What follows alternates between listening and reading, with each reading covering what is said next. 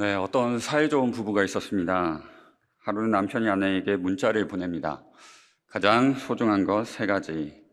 황금, 소금, 지금.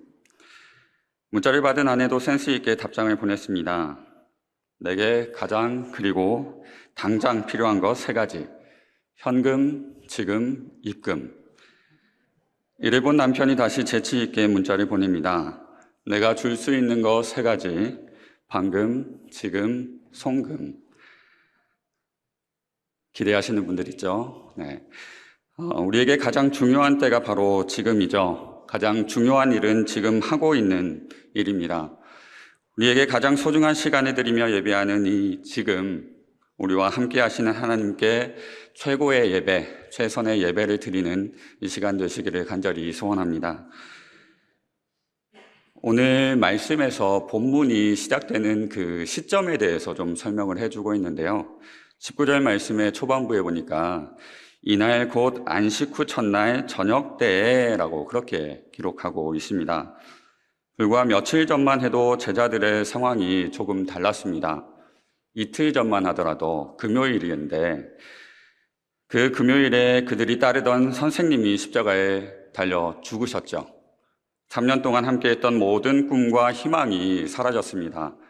이스라엘의 구속자 되어주실 것이라고 따랐던 그분이 우리의 눈 앞에서 이제 목숨을 잃게 되는 그런 현장을 목도한 것이죠. 토요일, 안식일이었던 그날은 전혀 평안하지 못했습니다. 예수님을 따랐던 자신들도 체포될까봐 두려움에 떨었죠.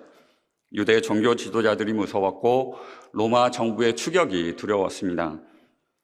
그리고 오늘 이 주일 저녁에 그 주일 저녁의 본문의 상황을 지금 이야기하고 있습니다.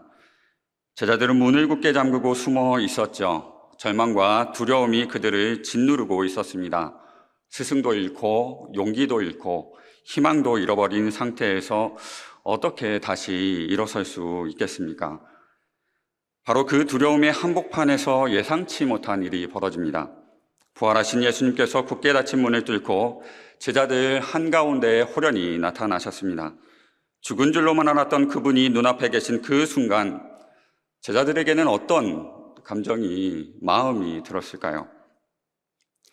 가장 잔혹하고 불명예스러운 십자가에서 죽으신 것을 목격했는데 예수님이 살아계신 지금의 상황이 현실인지 환상인지 꿈인지 혼란스러웠을 겁니다. 깊은 절망감은 순식간에 온몸을 전율시키는 희망으로 바뀌었죠. 그런데 기쁨과 함께 자신들이 스승을 배신하고 도망쳤다는 죄책감이 또 그 마음 가운데는 가득했습니다. 예수님이 과연 나를 용서해 주실 것일까? 그때 예수님께서 말씀하시죠. 너희에게 평강이 있을지어다. 예수님께서 말씀하신 평강, 이 평강은 헬라어로는 에이레네라고 하는데 히브리어로는 여러분들이 가끔 인사하시는 용어입니다. 샬롬이라고 하죠. 깨어진 모든 관계가 회복되고 부족한 것이 채워지고 망가진 것이 고쳐지는 완전한 평화와 회복, 샬롬을 이야기하고 계십니다. 지금 너희의 혼란스러움과 두려움을 이해한다. 그리고 너희를 원망하지 않고 그러니 두려워하지 말아라 라는 그런 의미가 담겨 있는 것이죠. 예수님은 제자들에게 자신의 손과 옆구리를 보여주십니다. 십자가에서 못 박히신 손과 짱에 찔리신 옆구리의 상처였습니다. 내가 정말로 죽었다가 다시 살아난 거야 라는 것을 보여주시는 분명한 증거이죠. 이 명확한 증거를 통해서 제자들은 의심을 벗고 주를 보고 기뻐하더라라고 기록하고 있습니다. 참된 기쁨은 부활하신 주님과의 만남에서 비롯됩니다. 오늘 우리가 드리는 이 예배는 주일의 예배는 주님의 부활을 기념하여 예배 드리는 그 예배로 우리가 의미를 두고 있습니다. 그래서 매 주일의 예배는 부활하신 주님을 기념하며 예배를 드리는 거죠. 두려움과 불확실성 속에 떨고 있는 우리에게 친히 찾아오신 부활의 예수 그리스도를 만나는 시간입니다. 샬롬, 그분께서 주시는 참된 평화와 기쁨으로 여러분의 마음이 가득 채워지는 이 예배의 시간 되시기를 축복합니다. 주님의 교회를 섬기고 나아가 세상을 섬길 수 있는 힘과 용기, 영적인 연료를 가득 채우는 이 시간 되시기를 간절히 소원합니다. 21절 말씀에 보면은 이렇게 기록하고 있어요. 예수께서 또 이르시되 너희에게 평강이 있을지어다. 아버지께서 나를 보내신 것 같이 나도 너희를 보내노라. 제자들은 예수님을 다시 만난 후 두려움 대신 평강과 기쁨을 되찾았다고 했죠. 그리고 이어서 말씀하시는데 아버지께서 나를 보내신 것 같이 나도 너희를 보내노라 라고 말씀하십니다. 이 한 문장에 보면은 보내다라는 용어가 2번 등장합니다. 아버지께서 나를 보내신 것 같이 나도 너희를 보내노라. 처음에 나오는 이 보낸다와 두 번째 나오는 이 보낸다가 우리 한글 성경으로는 같은 용어로 보이는데 원어적으로는 좀 다릅니다. 처음에 나오는 용어는 아포스텔로라는 단어를 쓰는데요. 이게 이제 나중에 보면은 우리에게 조금 익숙한 사도라는 용어로 이렇게 발전이 됩니다. 단순히 보내는 것이 아니라 왕의 모든 권한과 사명을 위임해서 보낸다라는 그런 의미가 담겨 있습니다. 예수님께서 하나님의 모든 권세를 가지고 오셔서 우리를 구원하시는 그 일을 완성하셨죠. 하나님을 온전히 나타내시고 하나님의 뜻을 완전하게 이루셨습니다. 그 권위를 가지고 이 땅에 오신 예수님이신 그 보내다의 의미는 아포스텔로라고 합니다. 그런데 예수님께서 제자들을 보내실 때에는 다른 단어를 사용하시는데요. 펜포라는 단어를 사용하십니다. 이 단어는 앞에서 나오는 아포스텔로라는 단어보다는 부드럽고 따뜻한 의미가 담겨 있다라고 합니다. 친밀한 관계 가운데 보낸다라는 그런 의미가 담겨 있습니다. 마치 부모가 사랑하는 자녀를 세상으로 보내되 여전히 함께하며 돌보는 것과 같은 그런 의미가 담겨 있는 것이죠. 하나님께서는 독생자 예수님을 이 땅에 보내셨던 것처럼 예수님께서도 우리를 세상에 보내십니다. 한 영혼을 구원하고 하나님의 나라를 이루는 특별한 사명을 주시면서 보내십니다. 하지만 우리를 보내실 때 주님은 결코 우리를 홀로 두지 않으십니다. 주님과의 친밀한 관계 속에서 그분의 따뜻함과 부드러움을 느끼며 우리와 함께 그 길을 동행하신다라는 것이 성경의 의미입니다. 여러분, 우리가 자주 사용하는 용어죠. 해외 선교도 저희가 인도네시아로 다녀왔는데 선교라는 단어를 혹시 성경에서 찾아보실 수 있으시겠습니까? 성경에 선교라는 단어를 찾으려고 계속해서 찾아봐도 이 선교라는 단어가 직접적으로 등장하는 곳이 없습니다. 이 선교라는 단어는 보내다라는 라틴어로 번역한 성경에서 미테레라고 번역을 했는데 이것의 명사형이 미시오라고 합니다. 이게 영어로는 나중에 미션이 되었고요. 우리말로 선교라고 우리가 사용을 합니다. 따라서 선교는 단순히 해외로 복음을 전하는 행위를 넘어서 하나님으로부터 보냄받았다, 보냄받은 사명, 그 정체성을 의미한다라고 할 수가 있습니다. 여러분, 우리가 보냄받은 사명은 하나님의 오래된 계획과 연결되어 있는데요. 하나님께서 아브라함을 부르시면서 이렇게 말씀하시죠. 창세기 12장 2절 말씀입니다. 내가 너로 큰 민족을 이루고 내게 복을 주어 내 이름을 창대하게 하리니 너는 복이 될지라. 하나님은 복을 받으라라고만 말씀하시지 않으셨죠. 너는 복이 될지라 하셨어요. 하나님은 단순히 복을 받는 것이 아니라 다른 모든 민족에게 아브라함은 하나님 앞에서 다른 모든 민족에게 복의 통로로 살아가야 되는 것이었죠. 갈라디아서 3장 29절에서 바울은 이렇게 이야기합니다. 한 목소리로 같이 읽도록 하겠습니다. 시작. 너희가 그리스도의 것이면 곧 아브라함의 자손이여 약속대로 유업을 이를 자니라. 예수님을 믿는 우리는 아브라함의 영적 후손이죠. 믿으십니까? 그렇다면 우리는 두 가지를 함께 물려받습니다. 첫 번째로는 아브라함이 받은 복, 하나님께 선택받은 복이죠. 하나님의 자녀가 된 복입니다. 두 번째로는 아브라함이 받은 사명입니다. 복의 근원이 되어서 어디를 가든지 복의 통로로 살아가는 것이죠. 그래서 이 선교적 사명은 처음에 사도들에게만 주어진 것이 아닙니다. 궁극적으로는 예수님을 따르는 모든 성도, 모든 신자에게 주어진 보편적인 사명, 그것이 어떻게 보면 선교라고 할 수 있죠. 우리는 각자 있는 곳에서 하나님이 보내신 사람들입니다. 각자가 있는 곳에서 복의 근원이 되고 복의 통로로 살아가는 그리스도인들이죠. 많은 분들이 선교를 오해했습니다. 해외로 나가서 오지에 있는 사람들에게 복음을 전하고 교회를 세우는 게 선교라고 생각을 했습니다. 그래서 해외에서는 선교를 하고 국내에서는 전도를 한다라고 그렇게 구분을 합니다.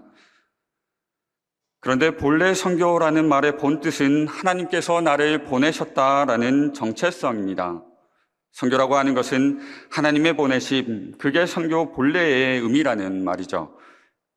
이 선교의 핵심은 그래서 어디를 가는 것, 장소가 중요하기보다는 이 선교의 핵심은 그 그리스도인의 정체성, 보냄받은 자로서의 정체성이 중요한 것입니다. 내가 하나님으로부터 보냄받았다라는 정체성이 있으면 해외에 나가서 복음을 전하는 것뿐만 아니라 내가 사역하고 있는 교회, 우리의 삶의 현장도 선교의 현장이 되는 것입니다.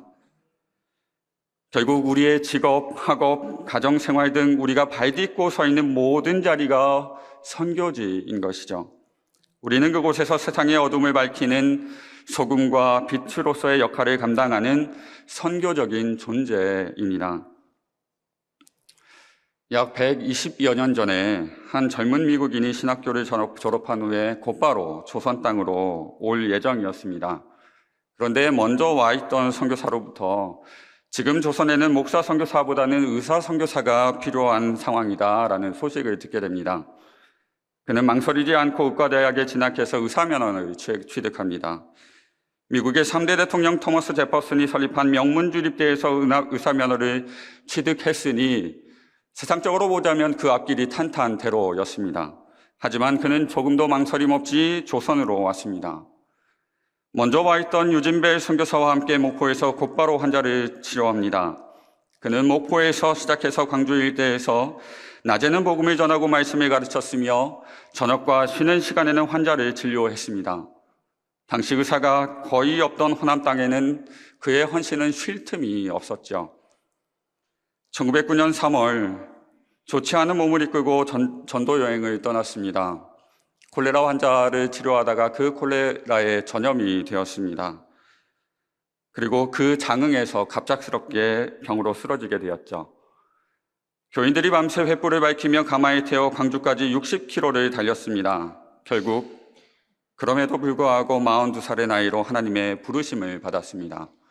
조선에 온 지 정확히 11년 만이었습니다. 그의 이름은 클레멘트 오웬 선교사입니다. 오웬 선교사에게는 의사로서의 직업과 선교사로서의 사명이 이게 따로 구분되지 않았습니다. 그는 하나님께로부터 보냄받은 자로서의 정체성을 가지고 자신이 발 딛고 서 있는 모든 곳에서 선교적인 삶을 살았습니다. 진료실이든 강단이든 환자를 만나든 성도를 만나든 낮이든 저녁이든 그 모든 것이 하나님의 나라를 확장하는 선교의 현장이었습니다. 지금은 현재 호남신학대학교에 있는 선교동산에 묻혀 계시죠. 42세의 짧은 생애였지만 그가 보여준 보냄받은 자의 삶은 오늘까지도 우리에게 깊은 깨달음을 주고 있습니다. 여러분, 이 호남 땅에 복음의 씨를 뿌리고 복음을 살아냈던 오웬 선교사처럼 하나님께서는 보냄받은 자로서의 정체성을 가지고 우리가 살아가기를 소원합니다. 우리가 발을 딛고 있는 이곳이 바로 선교지입니다. 지금이 선교의 시간입니다. 우리가 만나는 모든 사람이 선교의 대상입니다. 웨이터의 법칙이라는 것이 있어요. 비즈니스를 할 때 이 사람과 비즈니스를 해도 될지 말지 알아볼 때 쓰는 방식이라고 합니다. 함께 식사하는 자리에서 웨이터가 물을 흘리는 실수를 할 때면 어떤 분은 괜찮습니다. 실수할 수 있지요. 라고 그렇게 반응합니다. 반면 어떤 분은 똑바로 못해? 그것도 못해요? 라고 하면서 타박하기도 하죠. 주문할 때에도 김치찌개 하나 주세요. 라고 정중히 말하는 분이 있는가 하면 야, 김치찌개 하나 갖다 줘. 라고 하면서 그렇게 명령조로 말하는 분도 있습니다. 음식을 받을 때 고맙습니다. 라고 인사하는 분이 있는가 하면 당연하듯이 무시하고 넘어가는 분들도 있죠. 이런 것 하나하나가 중요한 포인트라는 겁니다. 만약에 이 웨이터가 복음을 듣지 못한 사람이라고 가정을 해봅시다.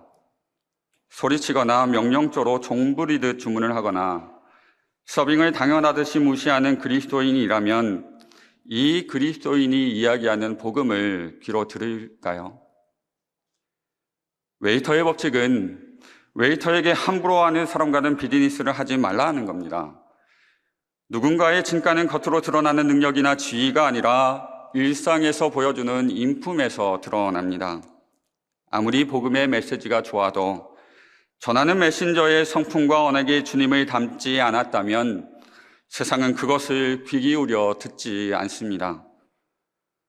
세상의 훌륭한 가르침과 또 훌륭한 메시지들은 넘쳐나죠. 유튜브만 보더라도 말씀의 홍수 속에서 우리가 살아가고 있습니다. 그런데 왜 선교가 어려워지고 지금의 시대에 교회들이 성장하지 않고 계속해서 쇠퇴해 가는 것일까요? 우리가 흔히 전도만 잘하면 교회가 성장했다라고 생각을 하는데 사실은 종교사회학적으로 보면 보이지 않는 중요한 요인이 하나 있는데 그것이 뭐냐면 사회적인 신뢰라는 인프라입니다. 지금도 전도는 열심히 하지만 왜 세상이 응답하지 않느냐? 우리 교회가 그리스도인들이 이 신뢰라는 중요한 인프라를 잃어가고 있기 때문입니다. 요즘은 광고성 전화들을 많이 받게 되죠. 처음에는 전화를 받지만 나와 관계도 없는 사람이고 내게 필요한 내용도 아니기 때문에 전화를 서둘러 끊습니다. 다음부터는 똑같은 번호가 올까봐 발신자 차단을 걸어놓죠. 나와 관련되지 않거나 유익하지 않은 카톡 메시지는 늘 읽지 않는 숫자 1인 상태로 놓여 있죠. 정보의 홍수 속에서 나와 관계가 없고 진정성 없는 내용이라면 이메일도 휴지통으로 버려지고 스팸 메일로 처리합니다. 우리의 복음이 우리에게는 너무너무 소중하지만 세상 속에서는 발신자 차단이 되어 있거나 읽지 않은 상태의 메시지와 스팸 메일로 여겨지는 것이 아닐까요? 지금의 사람들은 메시지에 주목하기보다는 그 메시지를 삶으로 살아내는 메신저를 주목합니다. 어떤 선교사님이 이런 말을 하셨대요. 우리 그리스도인들은 성경을 읽지만 세상 사람들은 우리 그리스도인을 읽습니다. 세상은 복음이 말로 전해지는 것에 귀를 닫고 있지만 복음을 삶으로 살아내는 것에는 눈을 크게 뜨고 지켜보고 있습니다. 우리는 성경을 읽지만 세상의 사람들은 복의 통로인 우리의 삶을 통해서 하나님의 말씀을 듣고 하나님의 말씀을 읽습니다. 우연찮게 요양병원에서 일하는 간호사님의 간증을 듣게 되었는데요. 유아은 간호사님이란 분입니다. 원래는 서울의 유명 대학병원 신경과에서 근무를 하고 있었는데 하나님의 인도하심 따라서 가장 낮은 곳으로 가라라는 그런 메시지를 듣고 순종해서 요양병원으로 갔다라고 합니다. 그곳에서 매일매일 라운딩을 돌 때는 한 분 한 분 어르신들의 손을 잡아드리며 진심으로 안부를 전했는데요. 그 영상이 좀 있어서 한번 소개를 해드리고자 합니다. 이거 뭐예요? 되게 신기한 거 보여줄게요. 짜잔! 이거 밖에 있는 벚꽃이에요. 벚꽃. 삶의 벚꽃 알아요? 알아요? 오늘 봄이어가지고 이제 봄이어서 밖에 벚꽃이 많아요. 이거 이전에 일했던 선생님이 할머니도 벚꽃 보여준다고 주워왔대. 이거 뭐야? 어때요? 이쁘죠?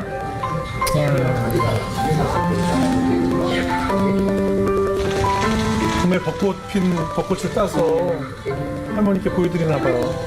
할머니 꽃 만져봐요. 꽃 만져봐. 이렇게. 꽃 만져봐요. 어때요? 좋아요? 좋아? 이거 무슨 색이에요? 벚꽃색이에요. 할머니 제가 영상도 보여줄게요. 영상도 보여드릴게요. 될 테니까 집중해서 잘 들어보세요.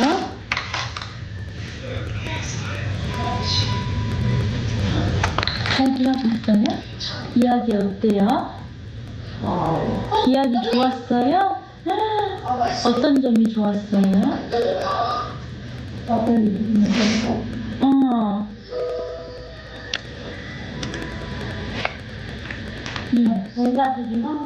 찬양 잘 듣고 있었어요? 어때요? 좋아요? 어떻게 좋아요?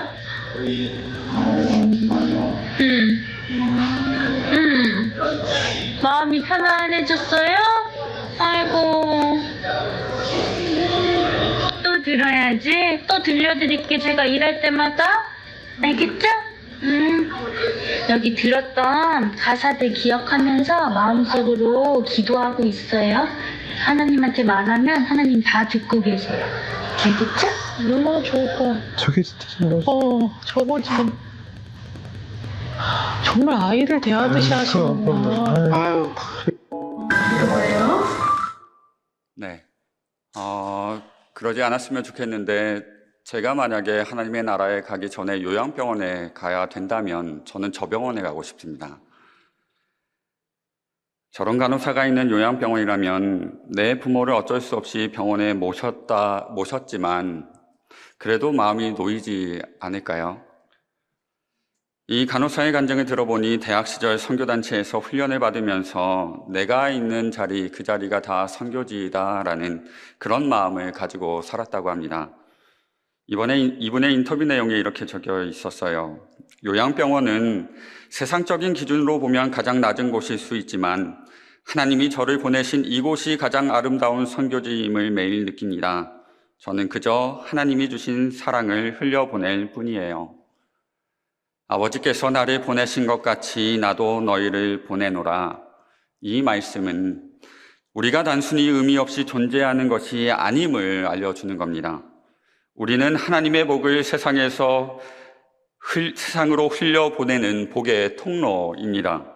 우리의 정체성이 바로 여기에 있는 것이죠. 지난주에 우리 위임 목사님이신 강주성 목사님께서 민들레 홀씨를 비유하시면서 말씀을 전하셨어요. 예수님이 우리에게 원하는 것은 우리 교회가 큰 나무가 되는 것도 좋지만 예수님이 진짜 원하시는 것은 민들레 홀씨처럼 되는 것입니다. 민들레 홀씨가 되어서 성도들이 각자의 자리에서 예수님의 평안을 이루는 것이라고 말씀을 전해 주셨습니다. 우리는 우리가 살아가는 삶의 현장에서 그리스도의 향기요, 그리스도의 편지들입니다. 따라서 우리는 모두 각자가 서 있는 자리, 곧 가정, 학교, 병원, 직장, 여러분의 삶의 현장에서 하나님의 나라를 세워가는 선교사들입니다. 이것이 그리스도인의 진정한 정체성이며 우리가 삶을 살아가야 할 분명한 목적이 되는 것이죠. 오늘 22절 말씀에 보면은 이 말씀을 하시고 그들을 향하여 숨을 내쉬며 이르시되 성령을 받으라 라고 말씀합니다. 창세기에서 하나님께서 흙으로 사람을 지으시고 그 코에 생기를 불어 넣어서 생명이 되게 하신 것처럼 부활하신 예수님께서도 제자들에게 새로운 생명의 숨결을 넣어주셨는데 그것이 바로 성령의 숨결이었습니다. 성령님은 우리가 예수님을 증거하고 복음을 전할 수 있는 원동력과 힘이 되어주시는 분이십니다. 이 약속이 어떻게 실현이 되는지 사도행전의 말씀을 보면 우리가 잘 알 수 있죠. 오순절에 성령이 임하고 겁 많고 숨어있던 베드로와 제자들이 완전히 달라집니다. 담대하게 복음을 전했고 사람들이 감동을 받고 형제들아 우리가 어찌할꼬 하면서 회개하고 하나님께로 돌아오는 사람들이 3,000명, 5,000명 되었습니다. 그리고 많은 사람들이 세례를 받으며 초대교회가 시작이 되었죠. 그런데 성령받은 초대교회의 모습 속에는 이 복음 전파, 이 말씀을 전하는 것에만 국한되지 않습니다. 사도행전 2장과 4장을 보면 그들은 모든 물건을 동용하고 각 사람의 필요를 따라 나누어 주었죠. 사도행전 4장 33절에 35절 말씀에서 눈에 띄는 한 구절이 있는데 34절 말씀에 그 중에 가난한 사람이 없으니, 교회 공동체 위에 그들이 함께하고 있는 그 지역 가운데에서 가난한 사람이 없으니 라는 게 복음의 힘이었고 선교의 결과로 나타났습니다. 이것이 바로 참된 선교의 모습 아닐까요? 초대교회는 하나님의 사랑을 입으로 선포하는 동시에 그 사랑을 구체적인 행동으로 보여주었습니다. 굶주린 자에게는 음식을, 헐벗은 자에게는 옷을, 집 없는 자에게는 거처를 제공했죠. 만약 우리가 입으로는 사랑을 말하면서 실제적으로는 교회 안에서 성도들의 아픔을 외면한다거나 어려운 이웃을 외면한다면 그것은 온전한 복음과 온전한 선교가 될 수 없습니다. 참된 선교는 단순히 죄사함을 받아 천국에 가는 것뿐만 아니라 하나님의 사랑이 이 땅에서 구체적으로 실현되는 것입니다. 여러분, 성령의 역사는 오늘도 계속되고 있죠. 우리 광주 서석교회를 통해서 그 성령의 역사는 오늘도 계속되고 있습니다. 해외 선교를 준비하면서 인도네시아 단기 선교를 준비하면서 수개월간 준비하는 모습도 제가 봤고요. 10월에 있는 알파 사역을 위해서 지금부터 그 한 영혼을 예수님의 마음으로 어떻게 섬길 것인가, 예수님께서 우리에게 오신 것처럼 우리가 그분들과 같이 어떻게 낮아져서 그분들의 언어로 그분들의 말과 행동으로 섬길 것인가를 고민하면서 준비하고 계시죠. 교회 밖에 있는 사람들을 어떻게 선교하고 섬길 것인가를 고민하면서 미용 봉사를 하기도 하고 집수리 봉사, 또 옐로임을 통해서 나눔의 사역들을 합니다. 우리 생일잔치에 우리끼리 기념하면 더 기분도 좋고 또 서로에게 힘이 되는 그런 시간도 되겠지만 주변의 이웃들과 그것들을 함께 나누기 위해서 다돌동 사역들을 하시죠. 이 모든 것은 사회봉사 이렇게 구분하기보다는 선교 안에 다 포함이 됩니다. 이는 주님의 사랑으로 이웃의 아픔을 가슴에 품고 실천하는 선교입니다. 성령의 숨결을 받은 우리가 주님께서 함께 하심을 믿으면서 말과 행동이 일치하는 선교를 감당해 나가는 것이죠. 사랑하는 성도 여러분, 무거운 얘기를 드려가지고 정말 죄송한 마음도 있습니다만 우리는 단순히 구원받은 자가 아닙니다. 그 단계에 머물러 있는 사람들이 아니죠. 우리는 보냄받은 자들입니다. 하나님께로부터, 예수 그리스도께로부터, 그리고 성령과 함께 보냄받은 자들입니다. 부활하신 주님께서 우리에게도 성령의 숨결을 불어넣어 주셨습니다. 우리가 서 있는 바로 그 자리가 선교지입니다. 우리가 만나는 바로 그 사람이 선교의 대상입니다. 우리가 살아가는 바로 이 순간이 선교의 시간입니다. 아버지께서 나를 보내신 것 같이 나도 너희를 보내노라. 하나님께서 독생자를 보내신 그 사랑으로 예수님께서 우리를 세상 가운데 우리의 삶의 자리로 파송하십니다. 이제 우리도 그 사랑을 가지고 여러분의 삶의 현장에 세상 가운데 나아가십시다. 이 다짐을 마음에 새기면서 함께 찬양하도록 하겠습니다.